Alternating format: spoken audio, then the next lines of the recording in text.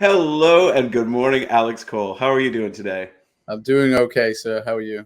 Surviving. Nothing that a little bit of Dayquil can't solve. I think we've got a degree up here in the hinterlands of New York, maybe two. I don't know. It's cold. We've all got colds. Welcome to February in North America. That's right. You know? How's the family doing for you guys?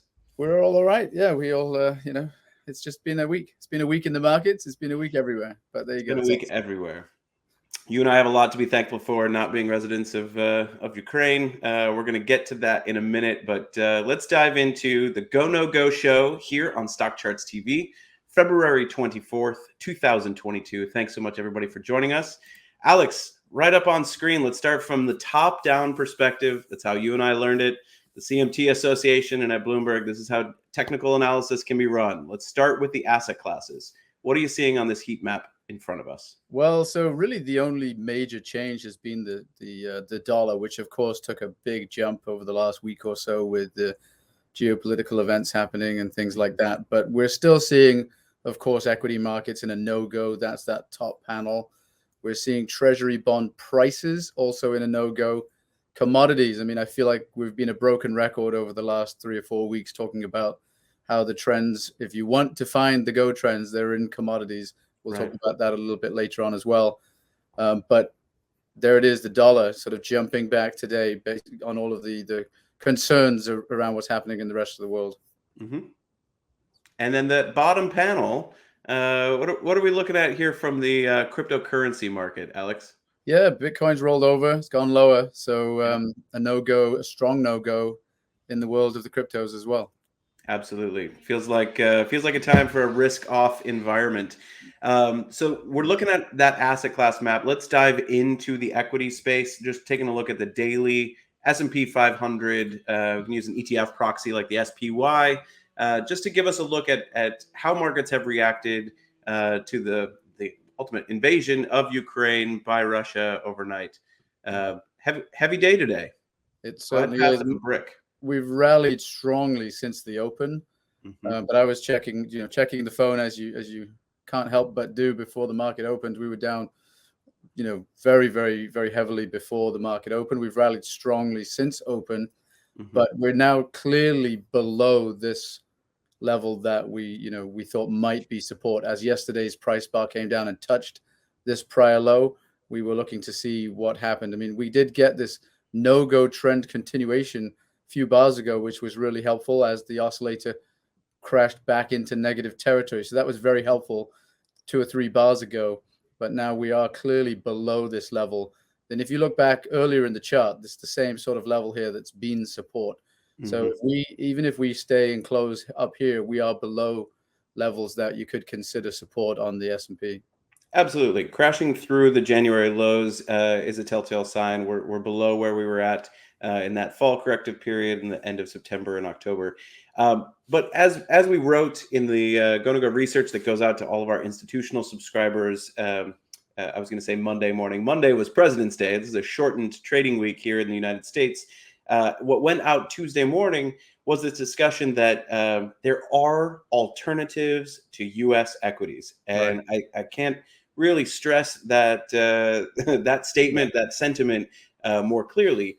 We've had periods of weeks over weeks where what seemed like a midweek rally ended really heavy corrective territory. You were on the final bar with Dave Keller. This is now weeks ago, talking about these critical inflection point areas on the S&P 500. If we can get above those, we might see a resumption of the go trend. But what you've created on these charts that jumps out to me, Alex, is the simplicity of a security or shares being in a go trend, right? Blue and aqua colors were trending higher, or a no-go trend, pink and purple bars, whether you're looking at a 5-minute chart or a monthly candle or bar, you can see that this has been in a no-go trend. The S&P 500 is just not something that we want to be long while it is in those no-go trend conditions. Again, that blended composite, all of the most robust technical information presented in a very simple color-coded bar chart. We would have been out of the S&P throughout 2022, right? There was nothing on offer here. That is not a forecast. We didn't know that Russia was going to invade Ukraine. You and I don't know anything about geopolitical tensions or how the markets might digest them. But we can look at this chart and know that the S&P 500 was not offering favorable conditions to the long side or for bullish environment. But what has been interesting the last 2 weeks is to see how small caps have outperformed the larger cap peers. So we're looking at the IWM. And for many of you, you might remember the frustration as it broke out of that trading range and what turned out to be a false breakout back down in the range and then through the range lower. But looking on a relative basis, IWM, the Russell 2000, as a representation of all the small cap space against the S&P 500. Alex, what are you seeing on that final bar on the very right side of the chart? Maybe we can even back it up a little bit so people can see that fresh go trend today. Yeah, it certainly has entered a fresh go. What is interesting also is that after this sort of period of no-go where it was uninterrupted pinks and purples, we got a run of amber go fish bars here, right following the oscillator breaking above the zero line. Now, the oscillators tried to break above the zero line a couple of times before, but this time it seems to have fallen back to zero and found support. So this might have led to this new go on the ratio this is of the IWM to the S&P, but certainly a changing technical environment in terms of this relative ratio. Right. So in a crisis, correlations move towards one. Everything is in a downtrend today on the headline news, but we want to look at these relative charts to understand what is outperforming. And so even though the Russell 2000 is also down today, we're seeing that relative strength from small caps versus the larger cap peers. That's been pretty consistent over the last couple of weeks as this has climbed and now finally entering the overall go conditions for that trend on the relative chart. Alex, let's move on from just the small cap, large cap discussion. Let's look at the sectors of the S&P 500. I know that we're going to start sounding like a broken record as energy continues to be the play of the day all year long. But just walk us through this relative strength sector map. So the go-no-go conditions of each sector versus the S&P 500 benchmark. Yeah, so if you've been following us, we've reordered this slightly to put things that make sense together. So we've got the technology, discretionary, and communication sectors grouped together at the top. We've got energy, financials, industrials, materials in the middle, and then healthcare, staples, and utilities down here right above real estate. So the picture is very clear, though. The picture is the same. The outperformance is coming from those cyclical sectors. And the defensive ones as well, right? You've got energy, financials, materials, healthcare, staples, and utilities all in relative go trends. And the real, the laggards, the ones that are bringing the markets down are the ones we see here at the top, where we've got the technology, discretionary, and communications. And this holds true with lots of other ways of looking at growth versus value. A lot of discussion amongst Wall Street analysts about whether or not this is a long-term regime change or if this is just a shorter period. Alex and I aren't here to prognosticate as to whether growth that's been working so well for the last cycle is going to stop entirely. But right now, what we see on this chart is that the growth sectors of the S&P 500, communications, technology, and consumer discretionary, are not outperforming the index. And again, this is relative charts. We are down on the S&P 500 at the index level. So outperforming means going down less. But Alex, let's talk about what is not going down. Let's take a look at USO and check in on oil. A lot of speculation amongst investors about whether or not that trade had been overextended. Remember, the XLE, the energy sector of the S&P 500, was the highest performer throughout 2021, kicked off this year with a gangbuster performance for the first couple of months. And we were starting to see a little exhaustion through the end of last week. Here on the GoNoGo show, we look at the weight of the evidence. Trend is still in place. Oscillator at zero. We were looking for some signs there from momentum to let us know whether that trend was going to continue. And Alex, continue it has. Yeah. I mean, really the opposite view of what's happening in the equity markets. We opened very, very high and we've come back today. But now at levels that are above these prior highs. And like you said, we were in this consolidation period for the last couple of weeks. We were looking to see what would happen at the zero line on the oscillator. You can see that as there was heavy volume, that's that dark blue of the oscillator, we can see that the oscillator did in fact find support at the zero line. And that gave us that go trend continuation icon here. So we were wondering, is this overextended? And we got a little bit of a sign that perhaps it wasn't, perhaps there was a little bit more to come. And then we really jumped high today on what's happening all around the world. So let's talk, keep this chart up on screen, but let's just talk about the mechanicals of a trend following investment strategy. One of the things that we talk about with the expectancy formula is that you need to let winners really run. You need to give them slack and stay with those trades, being a patient investor to capture the bulk of the move. And when we see areas like the end of last week on this oil chart, we see that sort of tapering off in price gains, perhaps even some down days. And we see that overall trend conditions weaken to those aqua bars, the GoNoGo oscillator on heavy volume coming right back down to the zero line. But Alex, that's the inflection point. That's the moment where either we're adding to positions or we're getting out as the trend ends. Tell us a little bit about your process, what you'd be looking for ahead of this surge at the GoNoGo oscillator at that zero line. Well, it's an interesting chart because you can look back at the most previous sort of similar example, and we work with a lot of institutional clients that, like you said, they're looking to add positions and let these trends give them everything that they can, right? Let your winners run and cut your losses short. If you look back to this area of the chart, we've had a run, we are seeing some exhaustion, we're getting these counter trend correction arrows, and the oscillator falls to the zero line. And right here, we're watching again, okay, what would happen here? All else being equal, we'd expect and hope the oscillator finds support, you'd get a go trend continuation icon, and then maybe you'd see a new high. Didn't happen here, wasn't the case. Oscillator fell through the zero line, came back, and then started to find the zero line to be resistance, which it was then for the duration of this no-go correction. Now we're talking about a similar situation here a couple of weeks ago. We're seeing some exhaustion, the oscillator falls to the zero line, but we're being now told that it's a different scenario.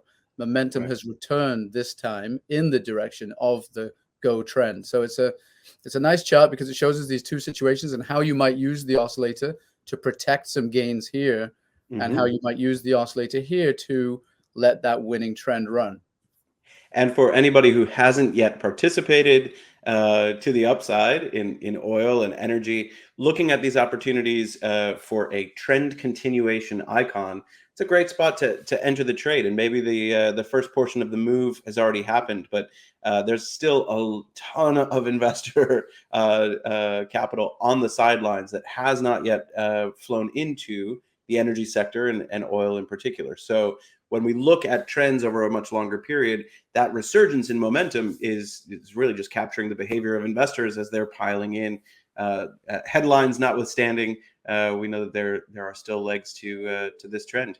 Alex, thanks so much for walking us through that oil chart. When we were talking before about the sector rel map, we saw those growth equity sectors of the market really underperforming the S&P 500. And so I want to take a minute and just talk about, for all of our listeners here on StockCharts TV, or if you're finding this on YouTube, people who play to the short side, if that's part of your investment practice and you're looking for short opportunities, we saw much of the S&P 500, about 86% report earnings through the end of last week, and huge earnings gains, right? Over 30% quarter over quarter in the fourth quarter. And we've also seen some of the growth equities, despite beating earnings, they have underperformed and they've fallen dramatically. Names like Netflix and Tesla before, but last week it was names like Nvidia and Roblox and Roku and DraftKings and Fastly and Redfin that suffered these really steep losses. So let's just pull up the Roku chart real quick and take a look at what was already in a no-go trend prior to the earnings announcements and prior to that big gap down. Yeah, Roku had been really struggling over the last several months. And you can see that along the way during this no-go, these opportunities, like you mentioned, to participate in the trend that you see in place. we're getting those no-go trend continuation icons now, which are the red circles, the opposite of the green circles as we saw in a go trend. So this trend has been in place, and we keep seeing over and over again here how the oscillator gets rejected by zero and gives you these fresh opportunities to participate in a trend that wasn't by any stretch of the imagination done after each of these new lows. And then we got the most recent one here towards the end of the week, and a gap down, and we're still obviously in a strong no-go trend. Volume is heavy, and the oscillator's in negative territory. So just to sort of summarize and capture that, it's the same set of visual tools. Those GoNoGo icons work in the same way in a downtrend as they do in an uptrend.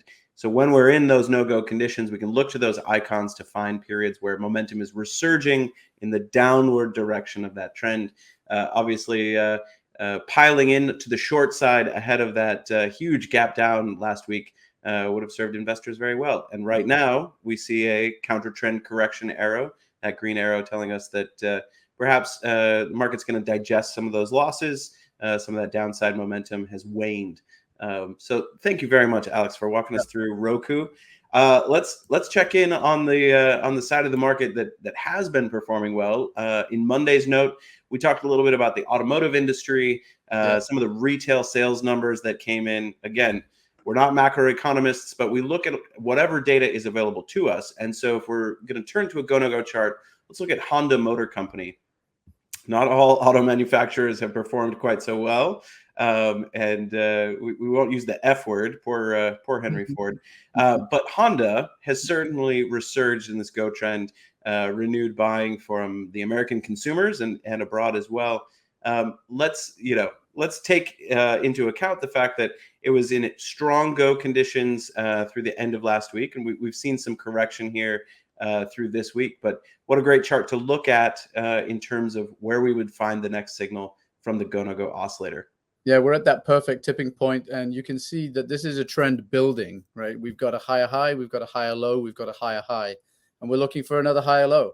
That's just the visual aspect of trend identification that we talk about all the time. But we can use these tools to sort of give us clues when it's actually happening. And what we'll be looking at now, everything's gone down today, like you said. When the things like this happen, correlation moves to 1, and it's very, very difficult to find winners today. But if you look at this chart, this is a go trend. Right? When you looked at the S&P chart, it was a no-go trend making new lows. So this is a go trend making higher lows. If we're able to make a higher low here. And the way we'll know that is whether or not the oscillator finds support at the zero line. If we can see the oscillator bounce off the zero line and rally, then it'll put a low in place here. We'll get a go trend continuation icon, and it might then signal to us that we're going to get a leg higher and perhaps mount an attack on these highs to set a new one as we move forward. Absolutely. And what the data was telling us was 3.8% growth month over month for retail sales. A lot of online consumers as the Omicron virus and Corona overall starts to lift. We're seeing American consumerism come back, and it shows up on the chart. I love your point, Alex, about just the visual representation of trend, higher highs and higher lows. We know this is going to take a stair-step approach. But certainly capturing the bulk of that trend means watching at the zero line for a resurgence of momentum. Absolutely. Let's switch gears a little bit. For all of our international audience, there's something that happens in America every February on a Sunday evening called the Super Bowl. For those of you who are Cincinnati Bengals fans, like I was through my childhood in the 80s, what a troublesome defeat, right? But what I really watch the Super Bowl for are all of these advertisements. I mean, the creative genius that goes behind the production of these commercials that then they spend millions and millions of dollars on. We don't have to talk about all the crypto ads. What I want to talk about is the fact that every manufacturer of an automotive vehicle ran an ad for their new line of electric vehicles. It was actually quite noticeable. Every car ad was a battery-powered car. And what is in all those batteries, Alex? Lithium. So, we don't often look for trade ideas based on narratives, but I just had to take a look. And if there are winners and losers within the lithium segment, but the world's largest lithium producer is a Chilean mining Yeah. company.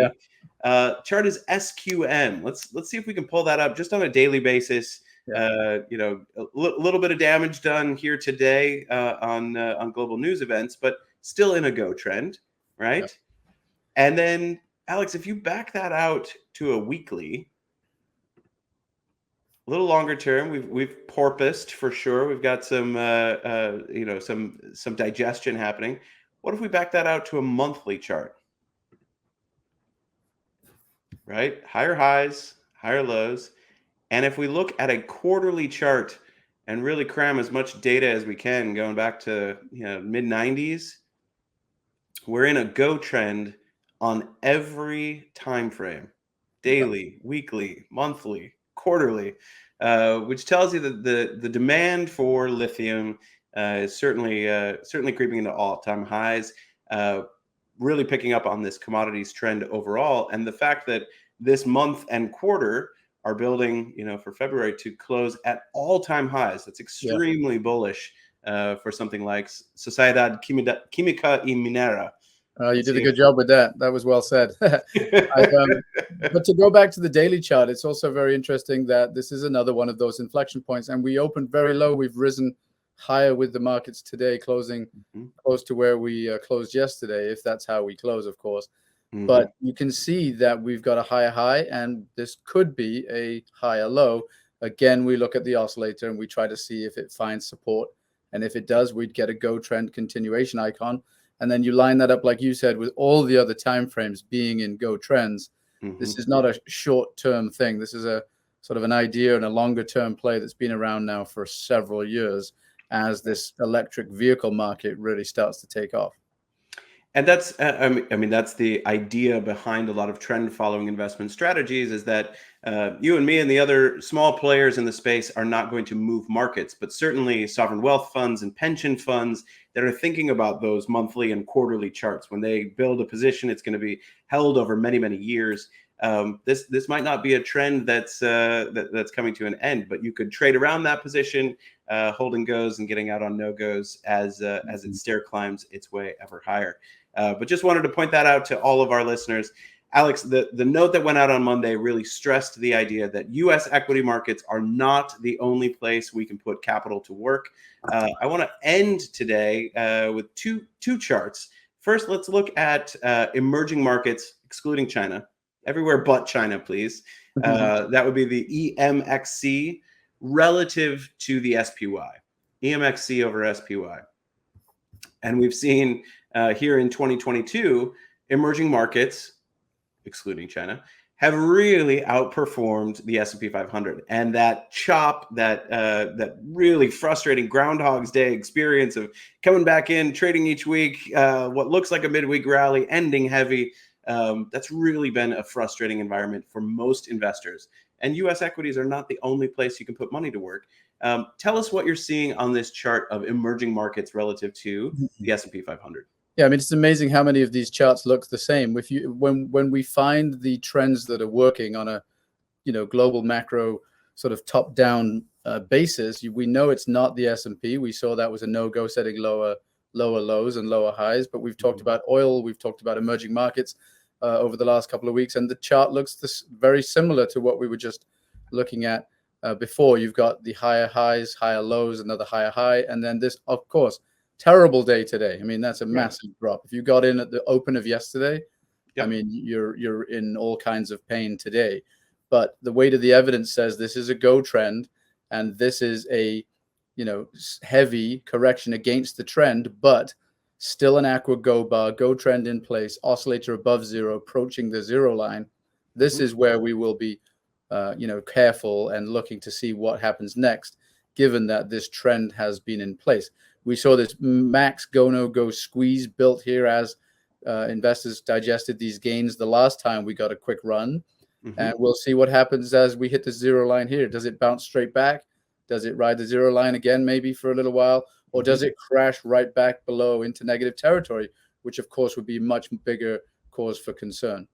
Absolutely. And we use these relative charts for analysis to find out how we can fish where the fish are, to use a famous quote.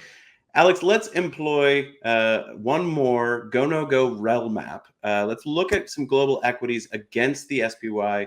This is another one we're pulling right out of Tuesday morning's note.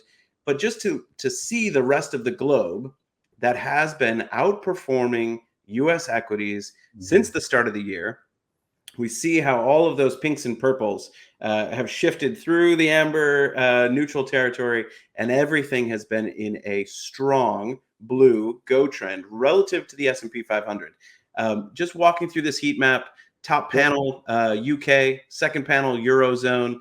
The list goes on as we look around the world through Latin America, Brazil, Mexico, Colombia, Peru. And then we shift our gaze to the Asia Pacific region. You can look at Hong Kong, Singapore, Thailand, Indonesia, even the Philippines, all outperforming the U.S. equity market. And this is not saying that you shed everything from your U.S. equity portfolio just to look at the ETFs of these foreign countries, but it tells us a very clear picture that there are opportunities elsewhere where we could put some money to work. And what I think is really interesting about this chart is that these relative outperformance came in before we saw the no-go in the pure no-go of the S&P. Most of this relative outperformance crept in, as you said, right at the beginning of 2022, while we were still in this go trend. So, a little bit of advance warning as well about the fact that perhaps U.S. equity is not the strength that it used to be. Absolutely. Alex, thank you so much for your time today, walking us through these GoNoGo charts. Thank you, listeners. If you're watching this on YouTube, God bless you. But please also check out StockChartsTV.com. You can download the app from the App Store on any mobile device that you own. You can carry GoNoGo Charts show with you. We're going to be with you every Thursday afternoon, walking you through the weight of the evidence and looking at trends across global indices. Thanks so much, everybody, for tuning in, and we'll see you again next week. Hey, Grayson Rose here with StockCharts. Thank you so much for watching. I hope you enjoyed that video. If you did, consider giving it a like down below, maybe leave us a comment, and if you're new to the channel, you can subscribe at the link up above. We're going to bring you daily content from an incredible collection of technical analysts and financial experts.